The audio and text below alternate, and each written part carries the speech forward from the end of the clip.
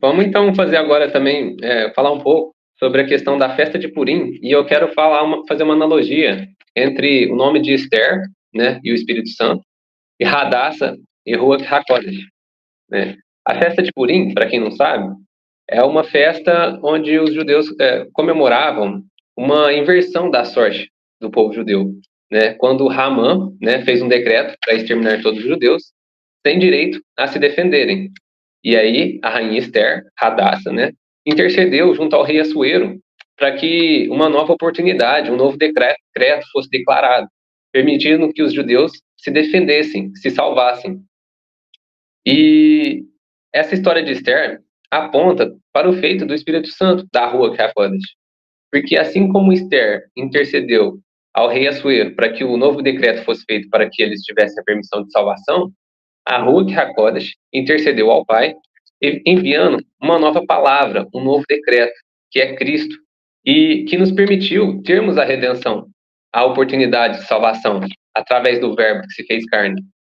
Então, os filhos que foram destituídos da glória de Deus tiveram uma nova chance, isso é, a humanidade.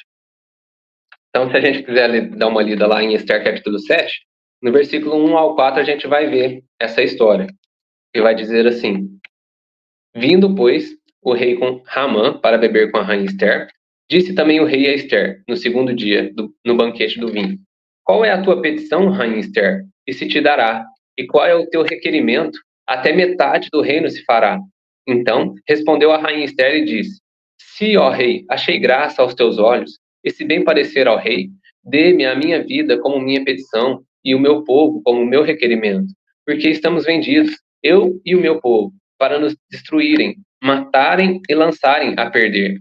Se ainda por servos ou servas nos vendessem, calar-me-ia, ainda que o opressor não recompensaria a perda do rei. Então, assim como Hadassah estava oculta, né, sob o nome de Esther, a Ruach HaKodesh estava oculta sob o nome de Espírito Santo, né?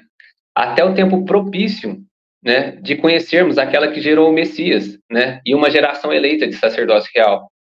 Então, esse é um outro paralelo que eu percebo, né, e faz lembrar também a questão de Romanos 8, 26, 27, onde fala lá: E da mesma maneira, também o Espírito ajuda nas nossas fraquezas, porque não sabemos o que havemos de pedir como convém, mas o Espírito intercede por nós com gemidos inexprimíveis. E aquele que examina os corações sabe qual é a intenção do Espírito. E é ele que, segundo Deus, intercede pelos santos. Então, aqui em Romanos também a gente vê essa questão de gemidos inexprimíveis, de intercessão, né? Que são atributos também femininos, né? Não masculinos, né? Que é o que a gente vê também no papel de Esther, né? E do Espírito Santo. Então, a gente pode considerar a festa do Purim como uma sombra da festa que teremos no céu, quando os filhos pródigos voltarem à casa do Pai, né? Ao lar, à família celestial, a Israel celestial, a nossa espiritual, a nossa pátria. E parecido com esse clamor de Esther, né? Pelo seu povo. Então, além desse paralelo de Esther com o Espírito Santo, a Bíblia também nos traz algumas outras mulheres que rogaram, que clamaram por seus filhos.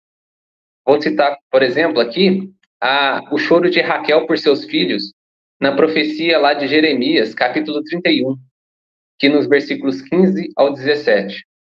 Jeremias, capítulo 31, a partir do versículo 15, vai falar assim: Assim diz o Senhor, uma voz se ouviu em Ramá, lamentação, choro amargo.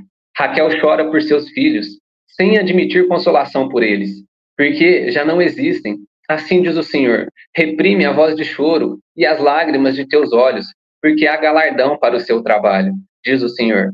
Pois eles voltarão da terra do inimigo, e há esperanças no derradeiro fim, para os teus descendentes, diz o Senhor, porque os teus filhos voltarão para o seu país, para a sua pátria. Então, a gente vê esse mesmo padrão, né, de uma mulher rogando por seus filhos. Também lá na história de Ana, né, em 1 Samuel, capítulo 1, versículos 9 ao 19, vemos também esse tipo de rogo com o choro de Raquel a Jacó, em Gênesis, capítulo 30, versículo 1, né, quando ela clama, dá-me filho, senão morro. E curioso também que lá em 1 Timóteo, capítulo 2,15, fala que a mulher será restaurada dando à luz filhos, né? Desde que permaneça na fé, no amor e na santidade com bom senso. Então, tem esses paralelos, né, de um clamor de uma mãe, esse padrão que a gente percebe ao longo de várias passagens bíblicas, né, também atribuído, que a gente pode ver a Ruach HaKodesh, né, o Espírito Santo nessas passagens.